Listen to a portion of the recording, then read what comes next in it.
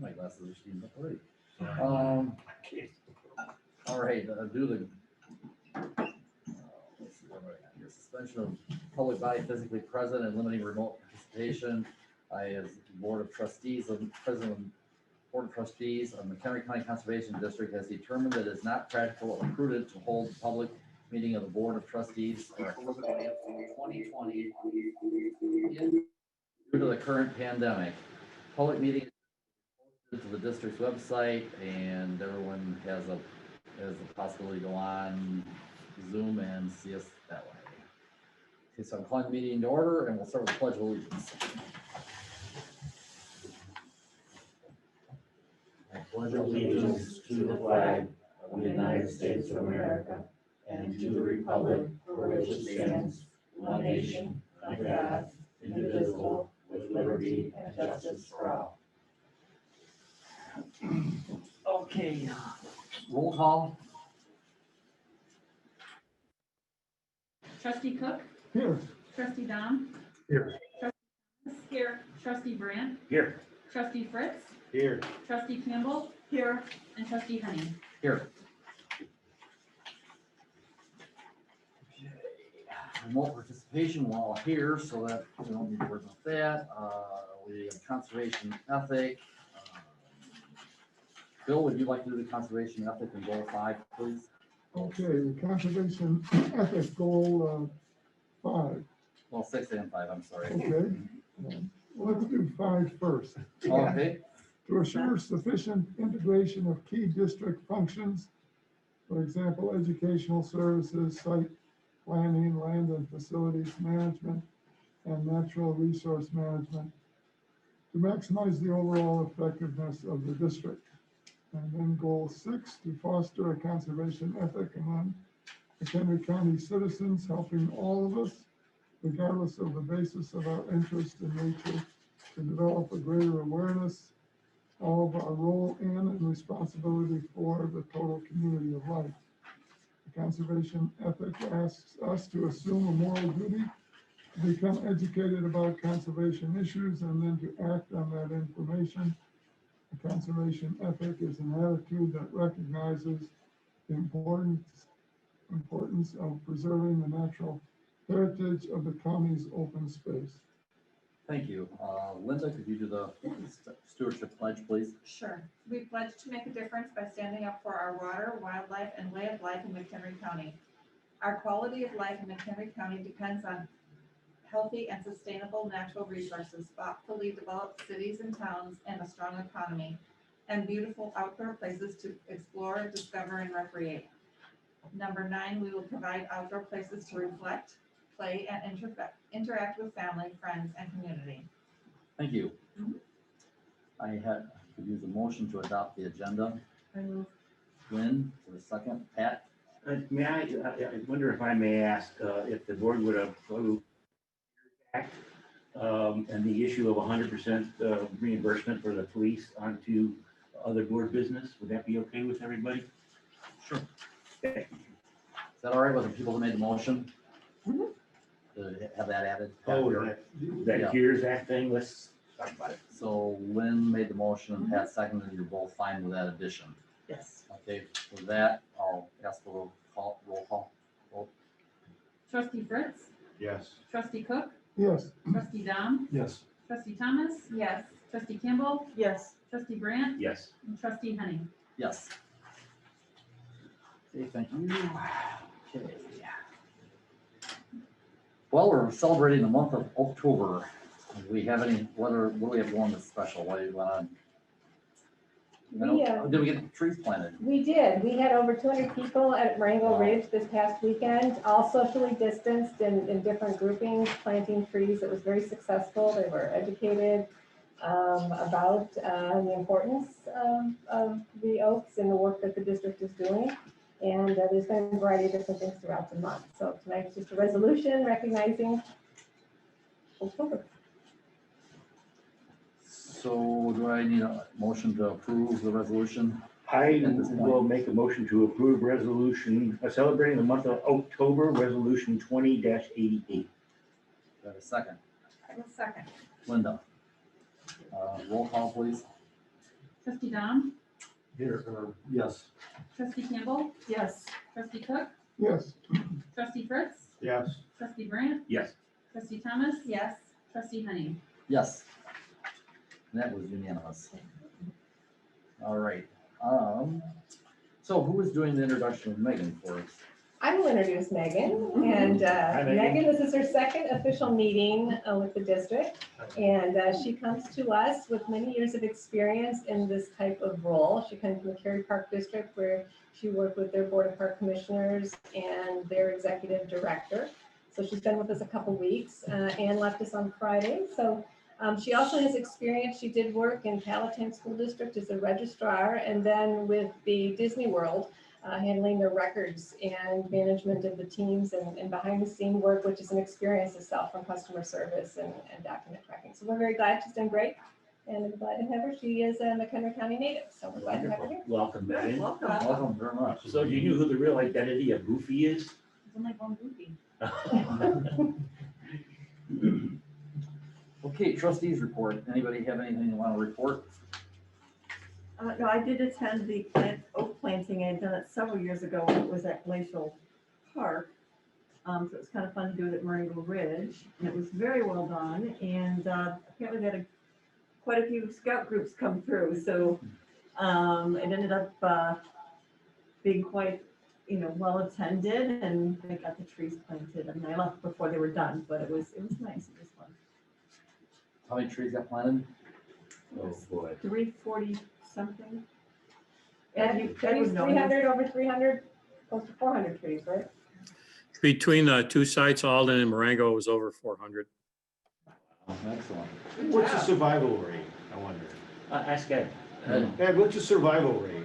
We cage about 50% of them, and we tend to have very good survival rate with those. On the 50%, the part that aren't caged, it all depends on how the deer are feeling for the next 5 years.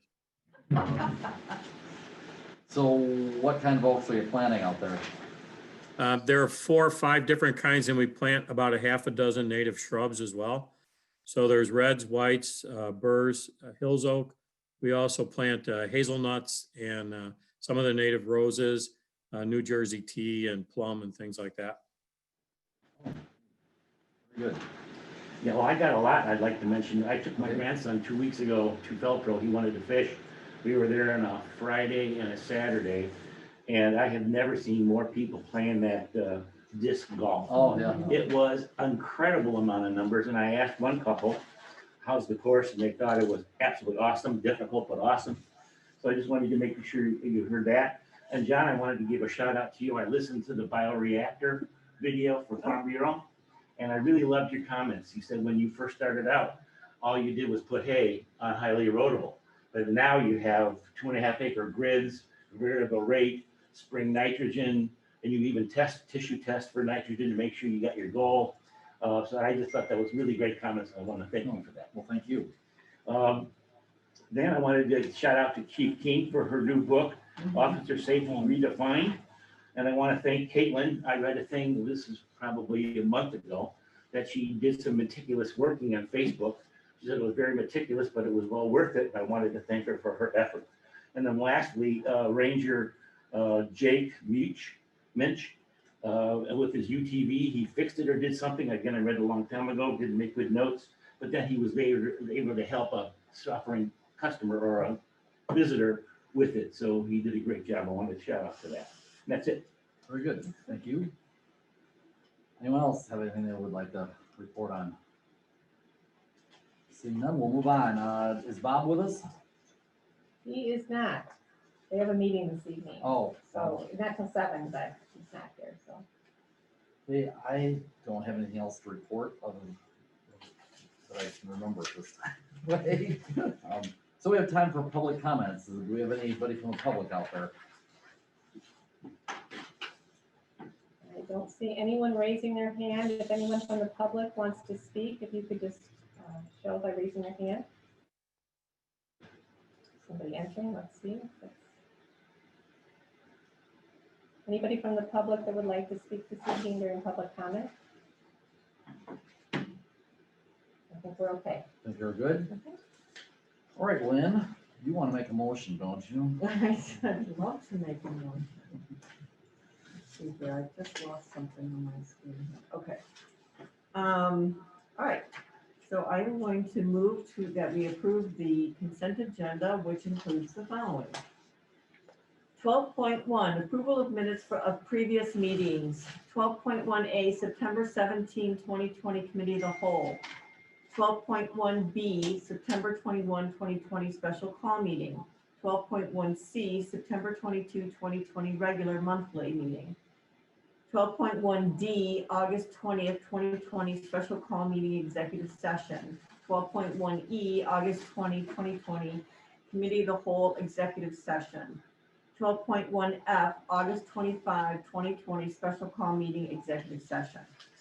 12.2, Acceptance of the Treasurer's Report. 12.2A, September 30th, 2020. 12.2B, Investment Report, Quarter 2. 12.3, Resolution number 20-89, a resolution awarding a contract to Red Feather Group Company of Glencoe, Illinois, the lowest responsible and responsive bidder for the re-roofing of the Wildlife Resource Center and the Hallows residence for a cost not to exceed $29,345. 12.4, Resolution number 20-90, a resolution awarding a contract to the lowest responsive and responsible bidder of Shooting Star Native Seeds of Spring Grove, Minnesota for $90,813.54. Prairie Moon Nursery of Winona, Minnesota, $37,006.02. Agricole LLC of Evansville, Wisconsin, $13,926.25. Cardinal Inc. of Walkerton, Indiana, $5,475.20. Genesis Nursery Inc. of Tampico, Illinois, $4,611.78. And Applied Ecological Services / Taylor Creek Restoration Nurseries of Broadhead, Wisconsin. Excuse me. $3,893.50 for a total cost not to exceed $155,726.29 with the completion of seeding projects on approximately 155 acres of various habitats for standard mixes and natural resource special revenue account projects within conservation areas. Give me a minute. It's way too dry. Where am I? What did I stop on? Say 12. Oh, yeah. Thank you.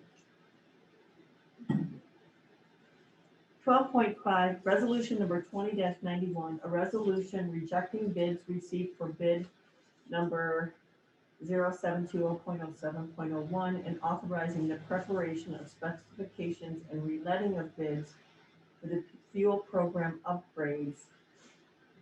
12.6, resolution number 20-92, a resolution authorizing the disposal of listed excess equipment and office items through a public online auction with Obanoff Auction Services, Inc. of Round Lake, Illinois.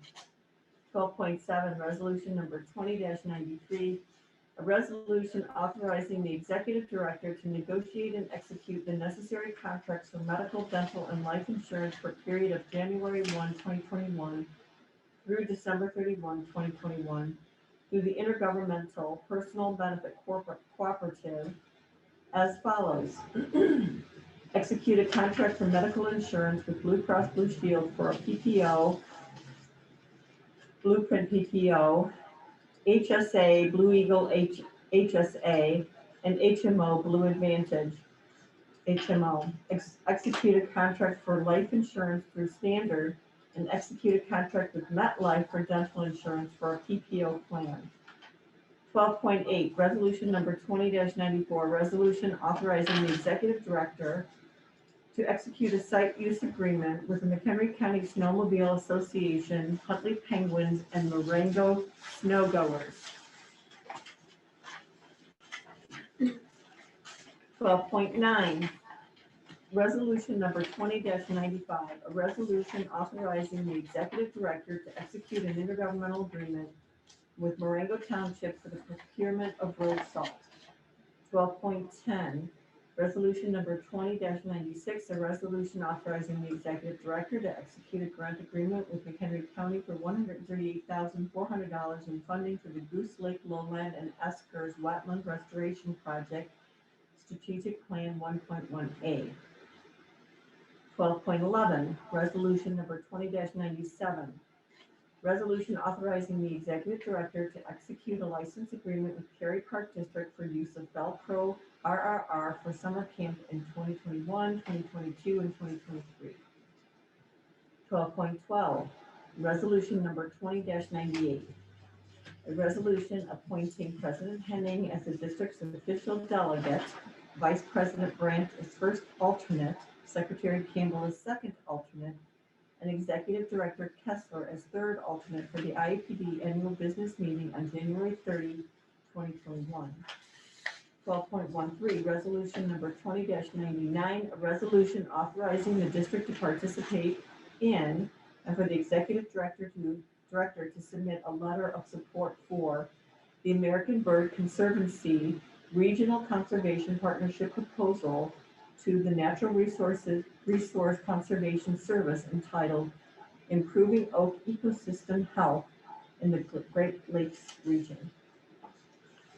Thank you. Is there a second? Bill? I'll second. Second. And I can do a clarification with the second. On item, I believe it's 12.3 on the roofing project, the date that was bid, we've already agreed to extend that. And I believe the date, John, it was 30 days to November for completion. Yes, we need to extend that to November 30th. Yeah, instead of it being November 1st deadline, we needed December 1st deadline. That's what we want, December 1st deadline. Thank you. Just so again, it's all the same pricing. It's just we're agreeable to that versus coming back to the king doing it later. Excellent. Okay. Anything else to be noted? Okay, roll call vote, please. Trustee Thomas, Yes. trustee Brandt. Yeah. Trustee Fritz, Yes. trustee Dom, Yes. trustee Campbell, Yes. trustee Cook, Yes, trustee Henning. Yes. Motion carries unanimously, and that moves us on to other board business. Treasurer's internal audit. So we pull the bills. Anybody interested in something pulled? Anybody have anything? they I want? do. I do know, but I can't. I would like vendor E8566. The name I think is ESSCOE LLC for $360 even. And then vendor N7863 HAC Supply for $1,198.35. Okay, and Lynn, did you have? I did, but there's no way. I can't get it up on my screen now. Oh, I'm okay, sorry. It's not happening. No, it's not happening. I've lost We this usually one pull 3 or 4. Do anybody else have any, or is 2 enough for this month? If I can scramble and, Okay. I just can't. find my, it's just my notes on the FS bill. C5124 for $300 for FS. Okay. I think it was 3 of them. Yeah, sorry about that. That's fine. And then you had some questions on some bills on Thursday night. Did you get? your questions No, answered? that's coming up. As we do the FS, we'll. Okay, then you'll do it then? Yeah. Okay. So we have the internal audit there, so could we have, for the consideration of approve the payment of Conserve FS as indicated, to have a motion for that? Pat? Is there a second? I'll second. Dave? Okay. Any discussion? I have to say, John, I really don't know what half these things are. That $300 is an Easy Reacher Pro for a volunteer work. I have no idea. And then the $100 one is an F4 natural necklace. I don't even have to be clue what they are. Well, I don't either. But I'm fine with them. All right, I guess we can call the vote then. Trustee Brandt, Yes. trustee Fritz, Yes. trustee Campbell, Yes. trustee Cook, Yes, trustee Thomas, Yes. trustee Dom, Yes. trustee Henning. I'll abstain. The motion carries 6-4 and 1 abstention. Could I have a motion for 13-1C? so I see my name, so I'll move to approve the payment of the balance of bills as indicated on the submission of bills pending report for the month ending September 30th, 2020. Very good, thank you, Bill. I guess I kind of messed up on the other one. Is there a second? Second. So my two, so under the discussion, my two not concerns, my questions were whether we got that $993 from Agri-Grain for the bioreactor inline tile, if that was reimbursed. And I was concerned about the Tesla's bill for 300 West in Arnold, which was almost double the estimate, so. So the bioreactor, yes, we were reimbursed, it's 9,700, so that's confirmed, we were Correct. reimbursed for that, so all good. Great question. And then as far as, I did send out to all of you ahead of the meeting, I did get a response, I spoke earlier in the week with Attorney Grossmark. The estimated hours that they thought was gonna be necessary to put in is what was proposed, it did have a caveat that it could adjust. They ended up from 12 hours to prepare the written objection to over 30 hours. Plus there was time for their paralegal to prepare the research and all the additional documents that went to it. And then a review by Attorney Payne. As you know, we had submitted over 100 pages, approximately 120 that went into the document to the county. So it was work done, it was necessary, and right now they're in a hold position until we get through the county. Well, thank you very much for that. Thank you. Hey, everybody, more discussion? Call the roll, please. Trustee Campbell, Yes. trustee Thomas, Yes. trustee Brandt, Yes. trustee Cook, Yes, trustee Dom, Yes. trustee Fritz, Yes. trustee Henning. Yes. Okay, motion carries 7-0. All right, executive director's report. Okay, I don't really have a legislative update beyond, we have elections on November 3rd. So we'll talk a little bit about that. I guess I want some direction. I sent you out an email. We had approved general election day off for staff based on the state holiday that was passed. There was ruling that was identified by IAPD that they sent out Friday evening, and then Tressler also did, that they're not recognizing local government does not have to, you can, but the Illinois Municipal League pushed hard, you know, as an unfunded mandate for organizations to have to pick that up as a state paid holiday.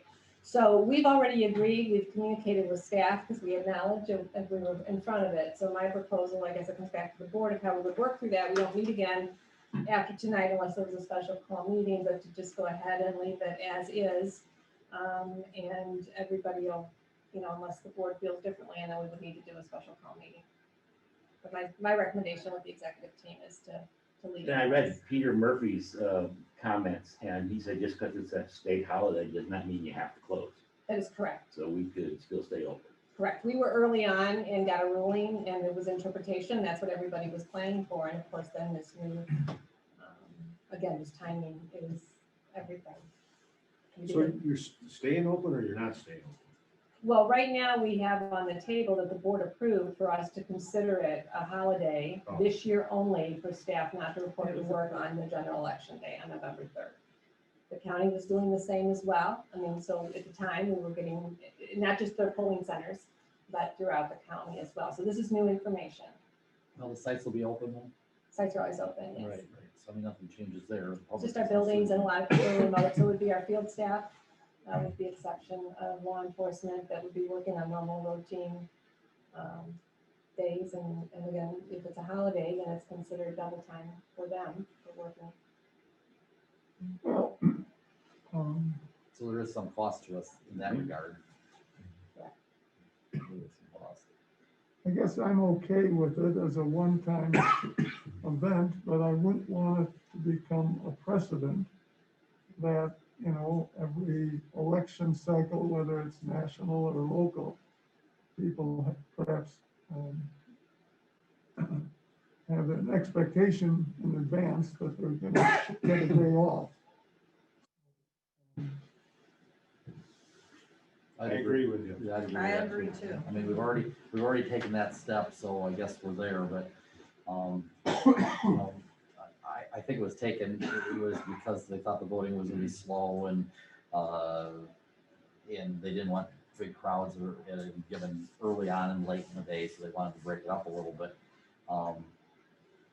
I think most of the public is gonna go to work that day and have to find a way to vote. And there's so many ways to mail in and absentee mail and everything else now that I don't know that this is something we want to do going forward. Yeah, I agree. I really don't know what to do. Telling you the truth. Yeah, and it was only considered by the Illinois legislature for this year only. And again, whether it was for COVID or however that came about, and when we got clarification, again, we were trying to read the planning so we could accordingly, get in front of you. Had we got it Friday, our agenda would already been posted, and so again, we would have found ourselves where we are today. So, Well, it was clearly the interpretation that was presented to us by council. I mean, like you said, IAPD was looking at it differently, but the information that we went on did suggest that this was going to apply to all local governments, and that's what we made the decision on. So it is complicated, and I understand for next year. I think that the understanding for me was this year. so I just wanted to, again, just get everybody, I appreciate that. On the COVID, we are continuing to function. As I said, we're looking at filters in our buildings. We are tracking to see with the uptick, particularly in McHenry County, if that should change with our delivery and our visitor centers. We'll be having a discussion this week. Normally, a lot of our sites and restrooms, we would normally begin to close November 1st for winterization. Discussing how that will impact us, whether our recommendation will do something different on sites that aren't being hunted, because everybody wants to be outdoors, and if the weather cooperates, we'll need to continue to look at that. We have had no one additionally within our team that has been ill, but we've had individuals with family members, as I said, it's coming close. And so obviously that is beginning to impact. So again, we're very conscientious that we're working to keep everybody safe. The strategic plan we talked about, really no updates if there's any questions. You've got the new format and all the other supplementary reports.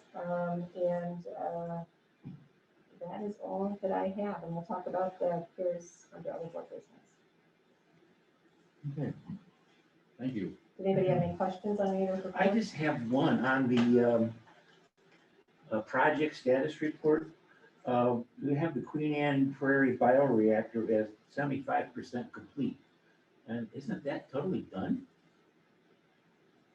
Well, if it's closed out with billing or final Oh, could be review, or just I a don't bill know, but with that's how, at the time it was completed, so yeah, we were there for the opening, but I don't know if it has another final Okay, check that's it fine. off complete. I'm fine, that's fine. Okay. All right, brings us to committee assignment reports. Fox River ecosystem. Lynn? All right, so this month, actually October, our presentation was by our, on the Hackmatack National Refuge by our very own Nancy Williamson, former Trustees Report here, and Steve Fire, her husband, who was with Illinois Nature Preserve Commission. It's always fun to hear that. I've heard it a couple times.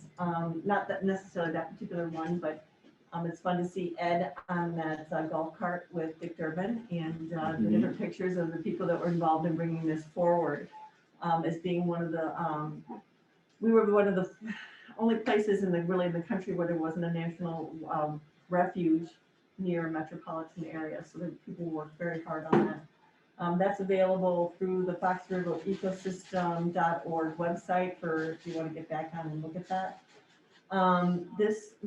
Next month is November. Again, it's the second Wednesday of November from 1 to 2:30. There is the program is on sustainable and regenerative agriculture, and our very own Brad Woodson will be presenting, along with Joe Bybee from the Illinois Department of Agriculture and Olga Leandres from the Delta Institute. And so that's been a very big theme this year about regenerative and sustainable methods in agriculture. So if you go to the website, you do have to register in advance. But that's what they're doing. Very good. We get those notifications, don't we? in our email? I'll send them out if they Okay. can, I yeah. think, yeah, I think, If I can make it, I'd like to, yeah. but you do have to register. They're pretty tight on, you could even, it's a Fox River Ecosystem, .org. And then it gives you the link right there, so you can send the email, but I think you have sent us the copy of the. Yeah, I've newsletter. seen it, yeah. So it was .org. So it's Excuse me, I'm sorry, Fox Fox River River Ecosystem.org. And if you get on there, then it shows you you need to email them. okay. Now we'll go to the Kishwaukee River Ecosystem Day. There has been nothing. The river's just flowing just fine. then. Flowing just fine. Okay, good. All right, Ed, you're up next with the wrap. We're getting to the end. Yeah, I have very little to report. We did provide some sidebar information for Scott Kuykendall to include in the report. I know that it went up to the Planning Environment and Development Committee on October 6th. So we are definitely in the final stages of that. And Lynn, whether you have anything you want to add or Elizabeth? No, they did a great job and it's very comprehensive and we provided comment. I appreciate all the staff's work in participating in that. Teamwork. Yeah, it was well done. Well done. Chicago Wilderness. So Chicago Wilderness, we have our executive council. We meet quarterly. That'll be tomorrow via Zoom. We'll be approving our budget, more further work on the green vision, and also discussing the proposals and our step for the diversity, equity, and inclusion consultant that will be working with the Alliance. And that's all I have. Henry County Farm Bureau, Matt. No meeting. Everybody's farming. Dave and Elizabeth are up next. Yeah, I think that's just, I forgot the day of I don't know if I'm gonna, depending on COVID, there's a good chance I'm not gonna be in the room with a bunch of other people, you know? So that was, what day was that? So everything's gone virtual. So the IAPD Carry conference in January will be virtual. So the business meeting will be virtual. All the conference sessions will be virtual.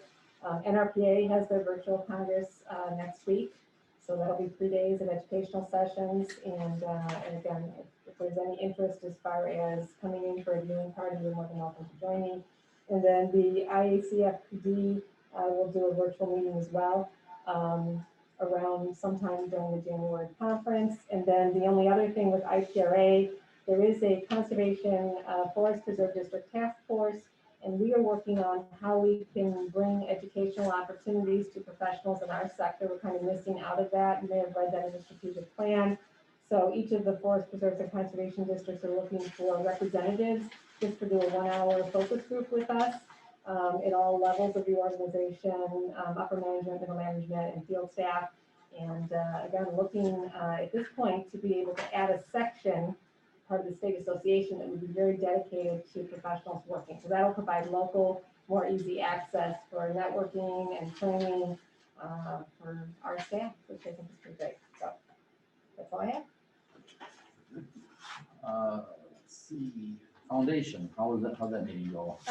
Dave took over for me, Oh, sat great. in for me because I was not able to be Well, there. I'm happy to report that they increased support for the bog observation pier from 15,000 to 20,235. They approved 10% more than was asked, 73,920 for corn to compass plants.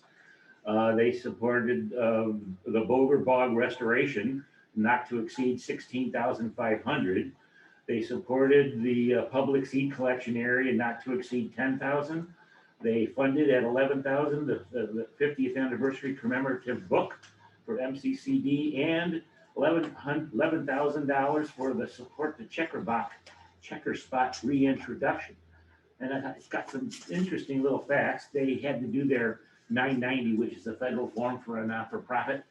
And this last year, they tripled their contributions and grants. They granted over $51,000 to MCCD. There's a 51% increase in overall fundraising, and a 700% increase in the unrestricted donations. Oh, very So good. they're moving in the right direction. Good. Sounds like you had a good meeting. They did. Thanks, Dave. You betcha. Green drinks. Yeah, I'm sitting here just racking my brain. The first one didn't go very well. Oh, well, that one, that I remember. Okay, so that's, yeah, so, Was this the cremation one? well, this one on, the one for this month was on the flameless cremation. Yeah.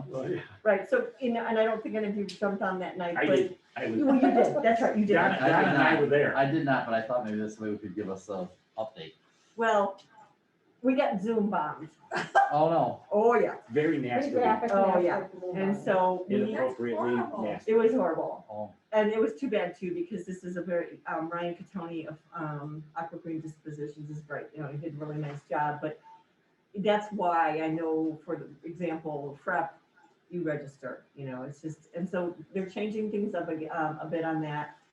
I think part of the problem was that the information got out to Facebook and get some bad But actors. until the hijack, it was very interesting. It's just like cremation, except it's chemical. He made a comment about it's not like acid. It's a really high pH, neutral pH, so it's hydrolysis where it's a very high pH that breaks down the molecules into its basic form. And so the thing is too, for flameless cremation, you know, if you have anything that's left over, so like if you have hardware in your body or anything like that, that's left intact, it's actually sterilized and you can donate it or you can recycle it or whatever it is you need to do. You know, if you have mercury fillings in your teeth, they're not gonna burn off and put mercury in the atmosphere as you know you would have with a flame cremation. If you have like a pacemaker at all, they actually literally have to take that out before you can do a flame cremation, a regular cremation, because it will explode and destroy the machine. In the aqua hydrolysis process, you don't have to do that. Again, that would come out in the process at the end. And so he had a lot of good questions. His was based on, he's going to want to do it in Illinois. I don't know how many are throughout the country, but it was really based on the system used by Mayo Clinic for their body donation program. It's a way of. do they still use that? They still do, yeah, yeah. And so he covered green burials, flame cremation, and then the flameless. It was a good discussion. We did it the next week, so we had to do it again. And I almost was tempted to email you guys again, but I thought, you know, whatever, you can look it up if you want to. But, and the thing I'm racking my brain is, because I certainly remember that, was what's next month. I think it's, I'm pretty sure, again, it's on regenerative agriculture. And I don't know who, but I'm sorry, I literally don't have, I can't find the email on it. My screen is on this stuff. But that's always the first Wednesday of the month for anybody who's interested.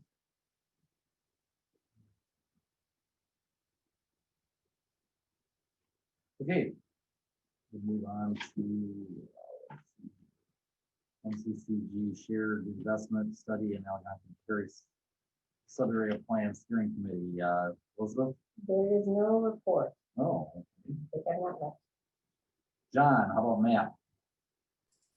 The only item of note there is the McHenry County Council of Mayors in concert with McHenry County Department of Transportation is starting their planning process for a bicycle and pedestrian plan in the county.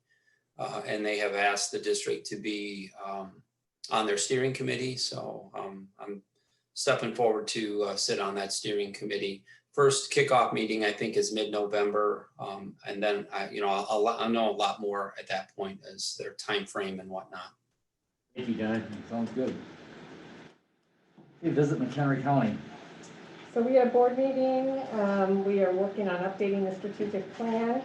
As a destination marketing organization, a lot of the discussion was ongoing about the outdoors and how different industries were impacted relative to COVID, and really that we became that place that everybody saw how to connect and what we can do with our businesses. Again, back to some of those trail identification locations, partnering, branding, and working packaging on those types of things. So I think that's the direction that they're headed, and we're going to be right there in So I don't know, it's just kind of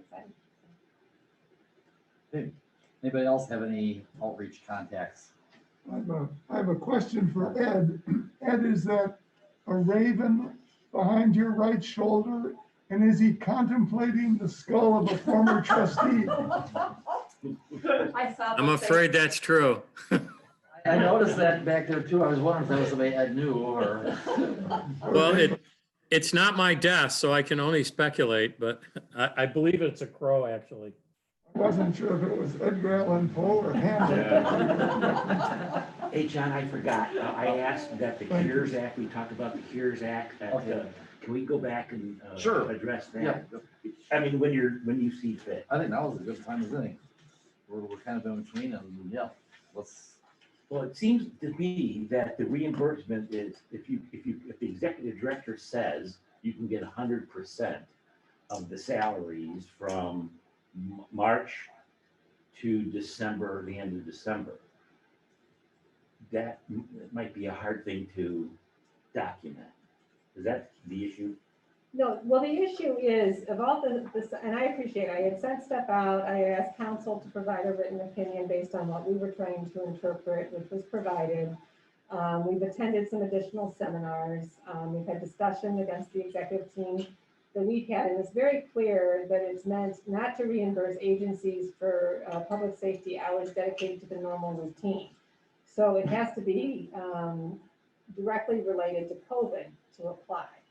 So it has a place that's on there that the executive director has to be in agreement with that. And so I guess I'm just looking, if we say 100%, that would say that we brought, to me, I guess, law enforcement on to handle COVID directly, and that's not true. I mean, yes, were they responding to COVID-related initiatives when they were out touring our sites and dealing with patrons and more people were outdoors? Absolutely. But I think it might be a stretch to say 100% of their time was devoted strictly to COVID that was above and beyond their normal routine. And that is the interpretation that I have. I would ask Andrew to, assist or weigh in on this, but it places me clearly as the executive director, the accountable party, because I have to agree if audited, and that's a lot of responsibility placed on me. I think that's my point. I don't think it was the executive director. Well, I guess my problem was when we were first talking about it, I thought it was 100%. It was all or nothing. It's kind of the impression I was getting, and there wasn't actually requiring a lot of documentation. And yes, there were things that were being done that were an answer to COVID. But in going through that PowerPoint, it shows the different, like at the top where we're showing the people that out of 40 hours, 28 were being submitted. So if there's an opportunity to somehow assign a percentage of the time that was devoted primarily to COVID, maybe we could, in a way that was easily done, maybe that makes more sense. That's exactly what I was thinking. Some sort of percentage by Chief King or whoever. Has anybody done any preliminary work on what we thought the percentage would be?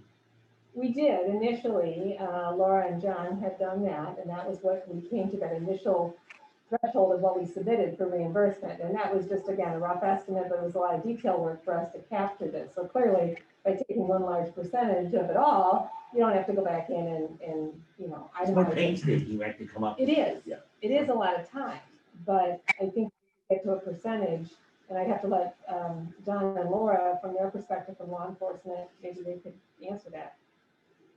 When, this is John, when we looked at it initially, it was the rules were very conservative. They said it had to be directly related to COVID. You couldn't be beyond that. And so it became very easy for us to look at the time Laura was spending, managing things. She was in meetings all the time relative to it. And so we were able to attribute that. There were numerous things we knew that were directly related.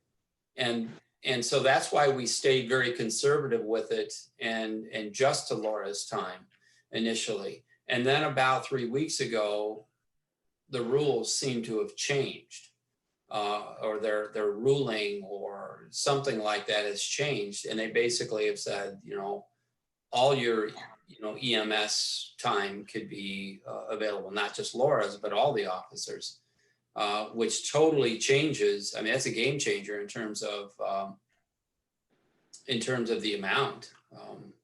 So, and then they put that thing on there that says, and the executive director or the chief executive has to say, yeah, this was attributed to COVID.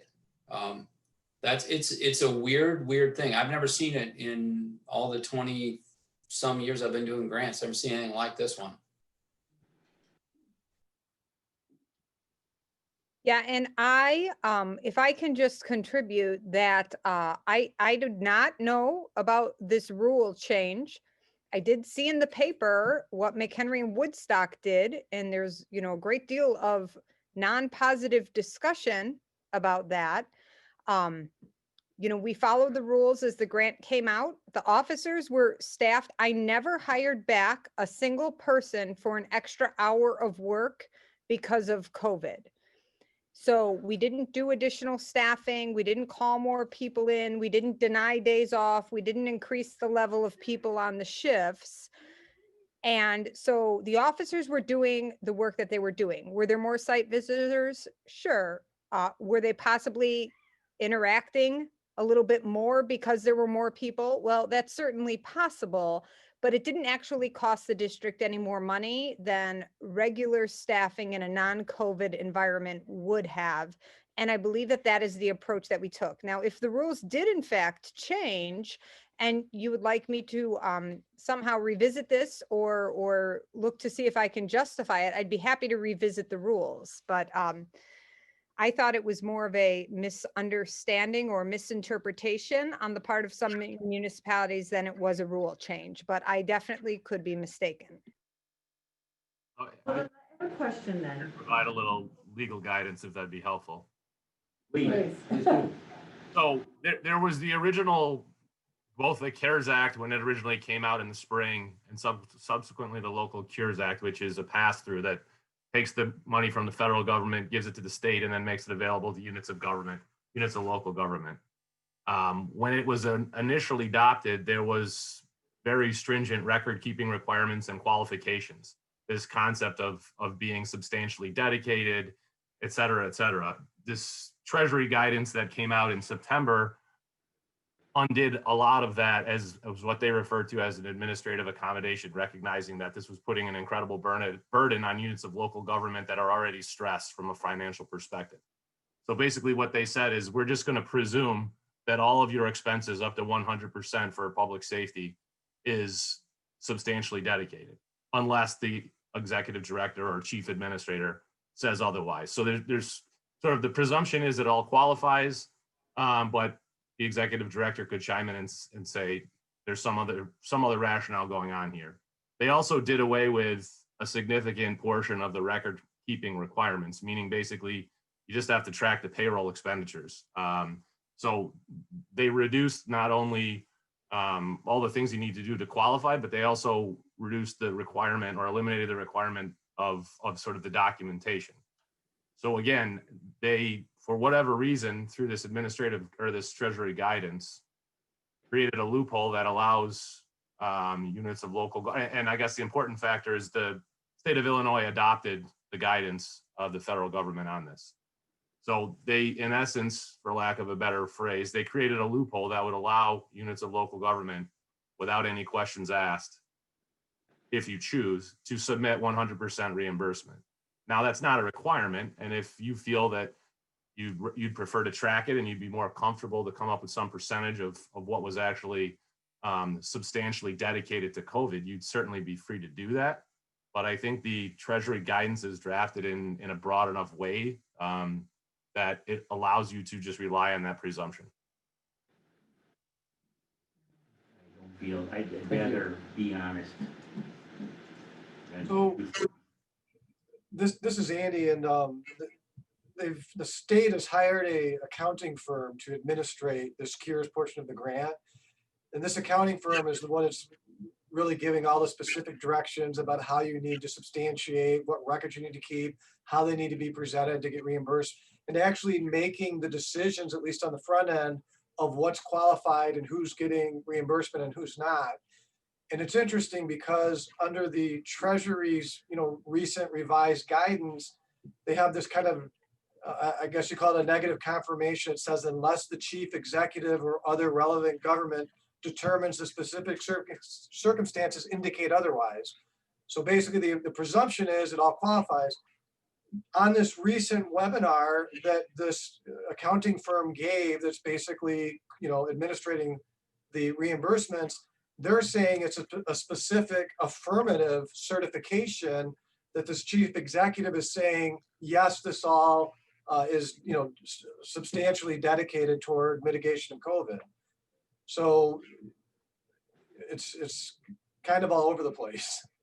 Yeah, and I would just add in, because it's a pass through from federal funds created by the CARES Act, but because the state is not obligated to pass this money through to units of government, they are allowed to create whatever restrictions, qualifications, et cetera, that they want above and beyond what's required at the federal level.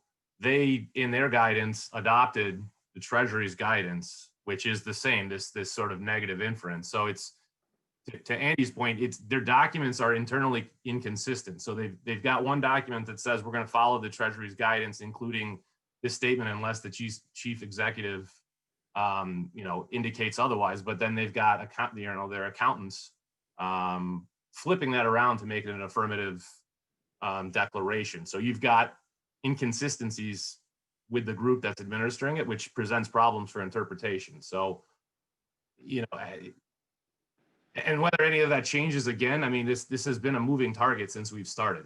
Rules have come out, they've been passed quickly. There's been guidance upon guidance that changes those, flips it on its head, adds restrictions, removes restrictions. So it's difficult to know with this when you've got, conflicting information being put out by the state of Illinois on their own program, just exactly how to interpret that. Thank you, Andy.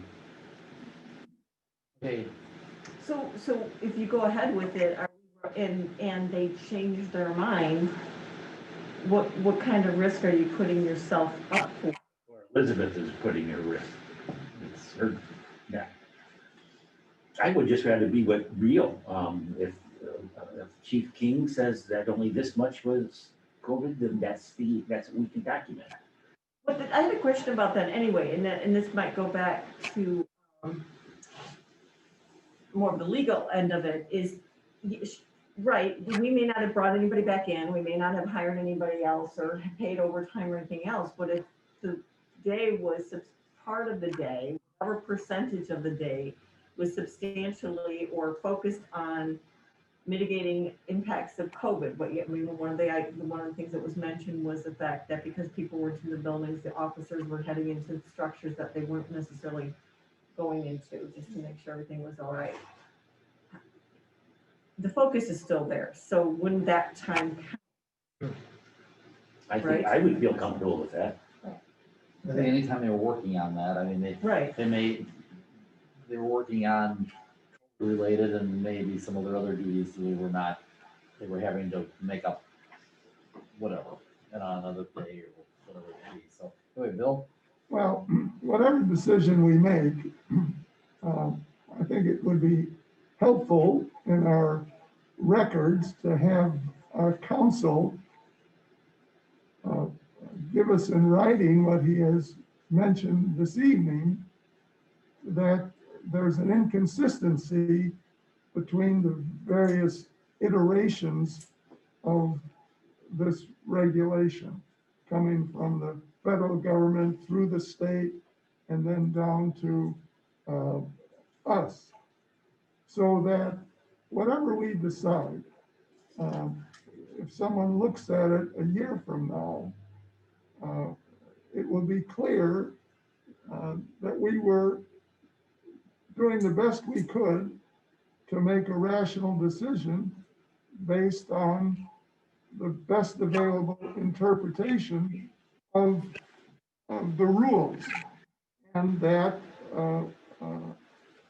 as you know, if we don't accept federal money, we are putting our taxpayers at a disadvantage because they should be as entitled to that federal money as any other group of people who are benefiting from the CARES Act. On the other hand, we're not, we're open and above board discussing how much we qualify for. And we've had one interpretation that we could go 100%. And we've had other interpretations that we may have to, dot the i's, cross the t's, and try to come up with X number of hours or X percentage of salary. So, we're given, we, the board, the executive director, the staff, are given an unsolvable riddle, so to speak. I think we should do the best we can, but I don't think we should be holier than thou. In other words, if there are monies available, we've done the work, we should apply the monies to the work that's been done and, continue to do the best we can in all the areas that we're involved with. None of this is going for vacations or, perks or things like that. So when is this due? I forget, what's the, So at the end of the month, we need to start pulling whatever, obviously one is an easier item to submit versus the itemization. So we need within the next week to get this all pulled together for submittal. We've already submitted one round, so this would be for the second submittal. And we were allocated based on our conservative assessment, much less than if we were to take the full amount or whatever that calculation would be. So there's no guarantee that we would be granted all of that either. Again, that's yet to be determined. The reason I appreciate the conversation, and Bill, I think you're absolutely right. And Andy did provide something to us in writing that I did submit. I read it. It's just that piece. And again, to say 100% to make it easy, I guess that's where I'm uncomfortable. If there was a percentage, that's. Elizabeth, can you, through your contacts, the Illinois Association of Park Districts and other similar agencies, can you get a sense of what they're doing? I can. It'll be a small sample because many of them don't have law enforcement, so this is only going to apply to them. Right. But of the forest preserve districts that do, clearly I could get that information. That would be a basis for, again, I think the interpretation, we've seen some things locally here. If we stand out as an exception, we probably don't want that. But if we're more or less going in lockstep with other similar organizations trying to do the best they can, I think that gives us plenty of credibility. Andrew, with the audit, where does that have with my signature on it? How does that, is that just? Well, here's the tricky part is that I did submit a memo based on the information that from the CARES Act and the local cure program. So the federal government side of things in the state of Illinois that's come out is now based on the presentation and the information put out by the accounting firm that's apparently running the administration side of the grant for the state of Illinois. So those are not lawyers, they're not lawmakers, but they've created the documents and they're going to be sort of the clearinghouse for reviewing these. So that I just saw, I think you forwarded Elizabeth today or yesterday. So it's going to be interesting to see what other interpretations are, because that flipping it around and making the chief executive officer a firm is inconsistent with both the CARES Act and the local cure language. Why they decided to do that, I'm not sure. But it's not like the state of Illinois decided, hey, we're gonna, we see what the federal government's doing, but we're gonna still stick with this. You need to affirm it. Even their own guidance said, unless the chief executive officer indicates there's other circumstances that indicate otherwise. So why the accounting firm did that, and I don't know if that was an intentional decision. I don't know if that's sort of sloppy language, if you will. I don't know, but certainly if you do an analysis internally and you apportion your costs based on a good faith estimate of how things line up, certainly it could never, from an auditing standpoint, from a violation of grant rules, that could never come back to bite you. Obviously, it's possible that if truly nobody's going to be looking at this that closely and they're just going to rely on the presumption, obviously the downside to that approach, certainly it's more conservative, but you are potentially leaving dollars on the table at a time when everybody's looking for dollars. And there's just not an easy answer right now to know how this is going to be enforced, if at all. So if we were looking to capture the maximum amount and just, go with the 100%, you could always, I haven't seen the document where you have to put the statement in saying, that the executive director agrees that 100% was substantiated.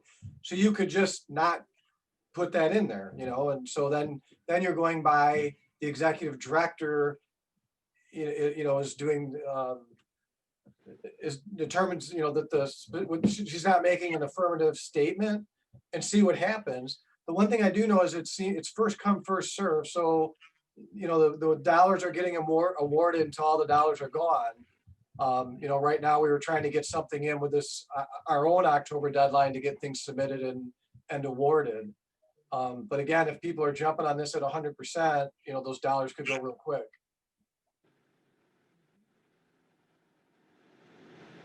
Okay.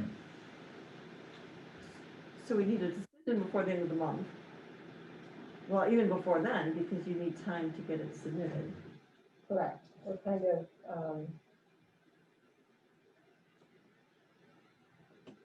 yeah, we need to get a decision made, so this is the area to have a discussion. Out of order, it wasn't on the agenda. So we really can't vote on it today. Well, you get a consensus. I mean, again, I did not put it because we sent it to get your feel. We already approved to submit to Consensus the is okay CARES. then. Okay. I'm just looking for direction. Ultimately, the board's given us to submit it. Now this is just the detail. I'm as advisors, because basically it's going to come back, to put this in, and I can work with staff and chief to identify what is our best percentage of. That's what I'd like to see. And if the board's comfortable with that versus just say 100, but that could potentially leave dollars on the table. But what I'm reading is the conflicting terms, and there's some language in here. Well, how likely is there to be any more movement on this, Andrew, before we have to make a decision? How likely is there to be more guidance? Yeah, are we expecting anything potentially to come out in the next week or so? And I guess we're already at the 20th. You're not specifically, your guess is as good as mine. I mean, the federal government came out with their guidance and their interpretation. The state came out and adopted it.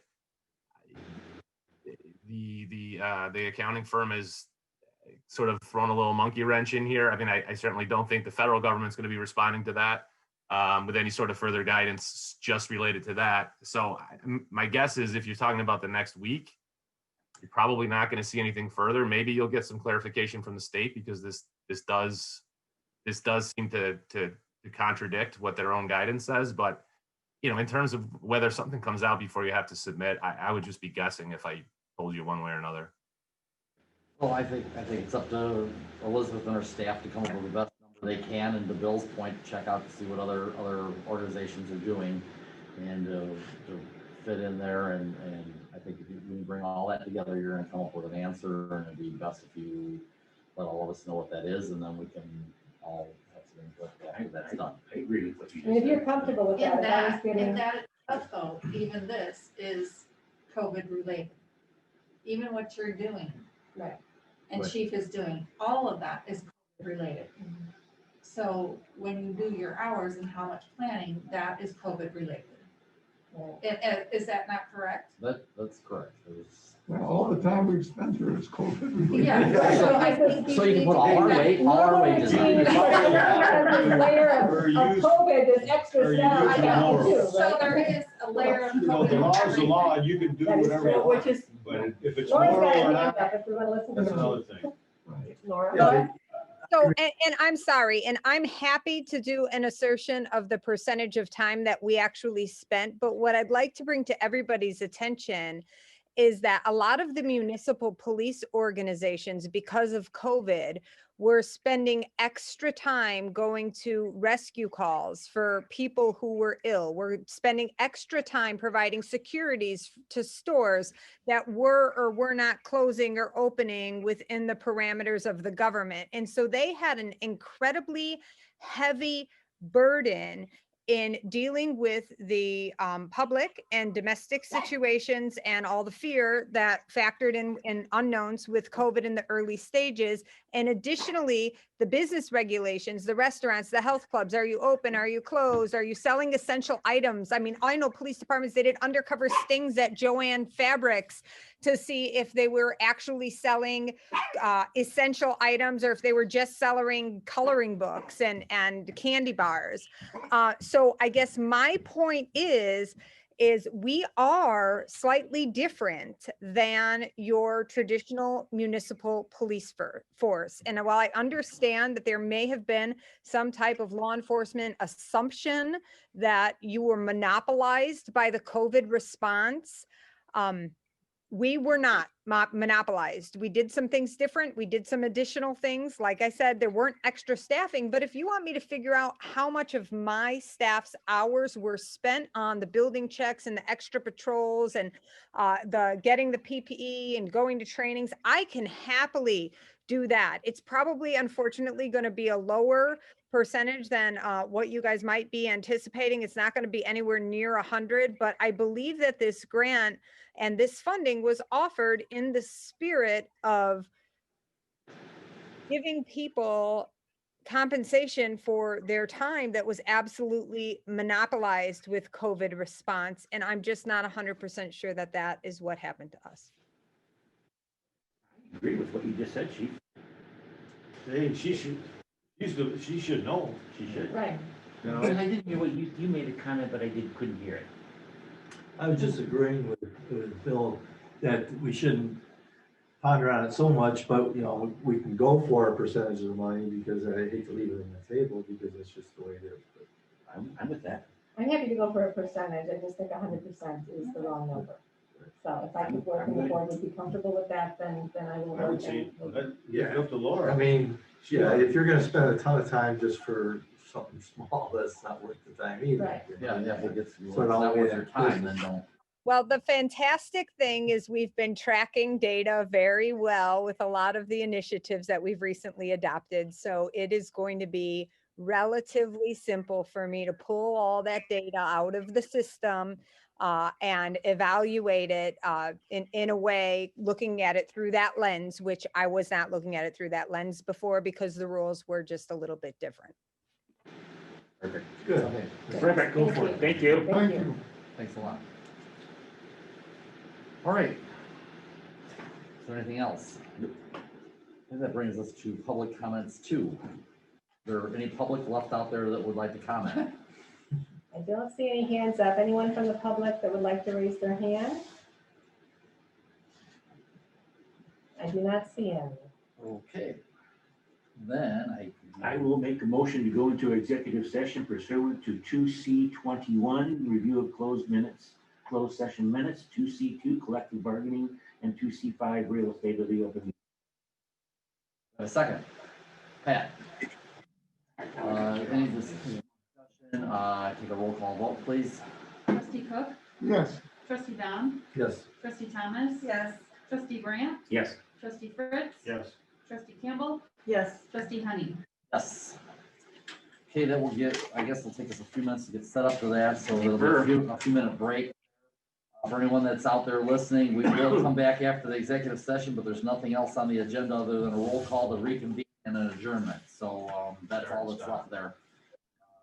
But anyway, we're gonna sign out of this meeting right now and get set up for the next one. Okay, good night. Thank you.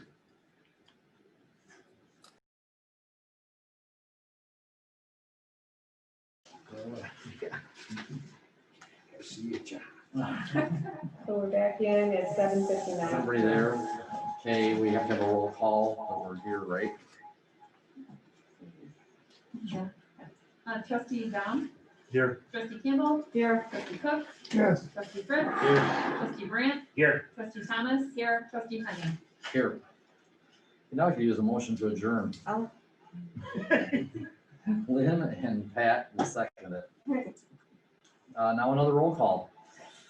Trustee Thomas, Yes. trustee Brandt, Yes. trustee Fritz, Yes. trustee Dom, Yes. trustee Campbell, Yes. trustee Cook, yes. trustee Henning. Yes, we're adjourned. thank you. Whoa.